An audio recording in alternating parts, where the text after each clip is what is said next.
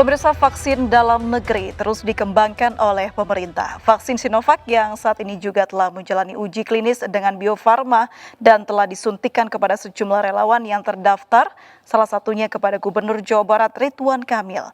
Selain Sinovac, pemerintah juga tengah mengembangkan vaksin merah putih. Lalu seperti apa perjalanan kedua vaksin tersebut? Akankah Indonesia bisa segera memproduksi vaksin COVID-19? Bersama saya Aprilia Putri, kita akan berbincang lebih jauh tentang vaksin dalam negeri. Sebelum kami hadirkan perbincangannya ke hadapan Anda, terlebih dahulu kami akan sampaikan rangkaian informasi seputar peristiwa yang terjadi sepanjang hari ini. Ya, pemirsa, saat ini tercatat 24 RW yang masuk zona merah di Jakarta. 24 RW tersebut tersebar di 5 wilayah kota administrasi.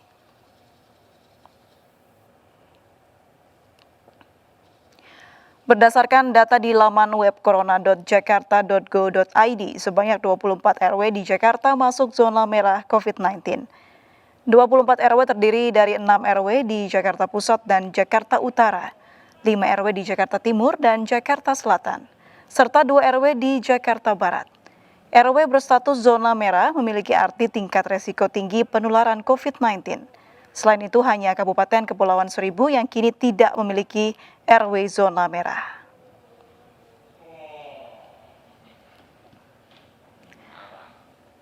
Razia masker di sejumlah lokasi di Jakarta terus dilakukan untuk mengantisipasi persebaran virus corona. Sejumlah warga yang kedapatan tidak menggunakan masker langsung diberi sanksi di lokasi. Seorang pengendara menolak dihentikan oleh petugas untuk ditindak karena tidak menggunakan masker saat berkendara di kawasan Menteng, Jakarta.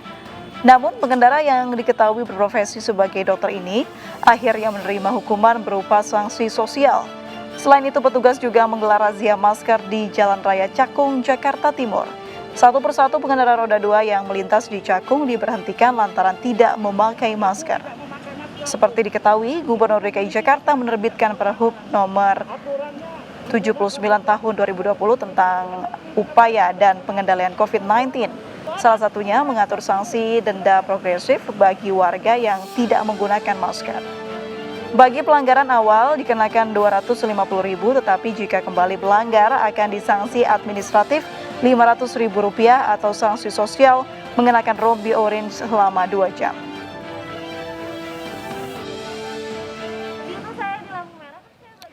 Pemirsa, Gubernur DKI Jakarta Anies Baswedan mengizinkan dibukanya kembali bioskop dalam waktu dekat. Pembukaan bioskop akan diikuti oleh penerapan protokol kesehatan yang ketat. Kita akan menyiapkan regulasi secara lengkap. Dan regulasi itu nanti Pemprov DKI Jakarta tengah menyusun regulasi terkait teknis dan aturan dalam berkegiatan di bioskop. Selain itu, koordinasi terus dilakukan dengan para pelaku industri. Gubernur DKI Jakarta Anies Baswedan menyampaikan pihaknya telah bersiap diri dalam penerapan protokol kesehatan jika bioskop kembali dibuka dan akan melakukan pengawasan secara ketat. Hal ini dilakukan agar pelaku industri memberikan jasa tanpa memberikan resiko besar. Dan bagi masyarakat ketika berkegiatan akan merasa aman. Secara teratur. Kemudian pertama, kita akan menyiapkan regulasi secara lengkap dan regulasi itu nanti memasukkan semua unsur-unsur yang tadi disampaikan oleh Profesor Wiku. Satu, soal tentang kualifikasi, siapa saja yang bisa ikut menonton di bioskop. Yang kedua adalah terkait dengan pemesanan tiket yang semuanya harus dilakukan secara online dan tidak ada pembelian tiket di lokasi.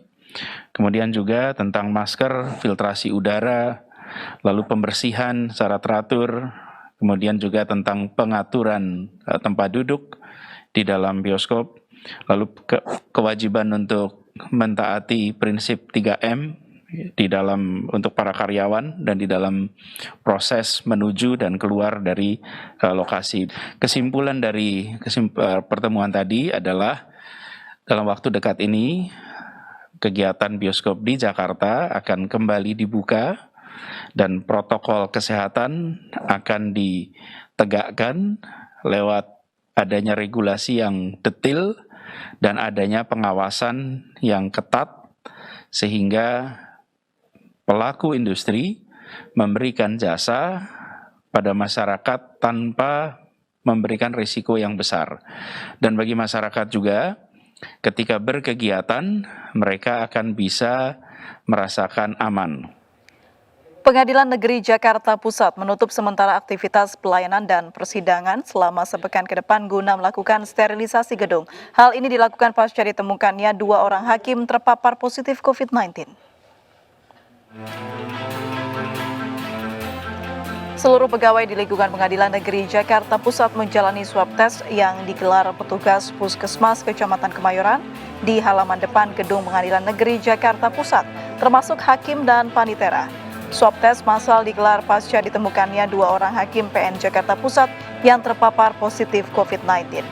Pengadilan Negeri Jakarta Pusat juga menutup sementara aktivitas pelayanan dan persidangan selama sepekan ke depan guna melakukan sterilisasi gedung. Meski ditutup selama 1 pekan hingga 1 September mendatang, namun pihak Pengadilan Negeri Jakarta Pusat tetap melaksanakan pelayanan publik yang sifatnya mendesak.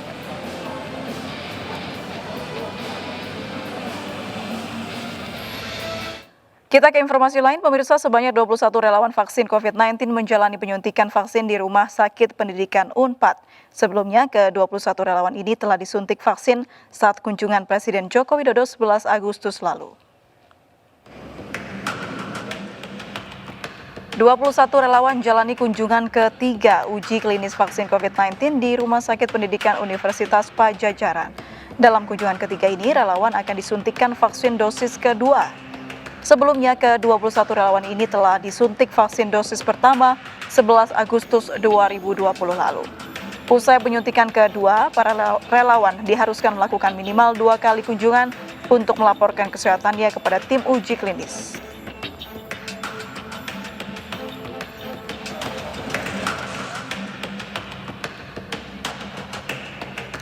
Sebelumnya, Gubernur Jawa Barat Ridwan Kamil menjalani tahap pertama uji klinis vaksin COVID-19 di Puskesmas Garuda, Kota Bandung, Jawa Barat.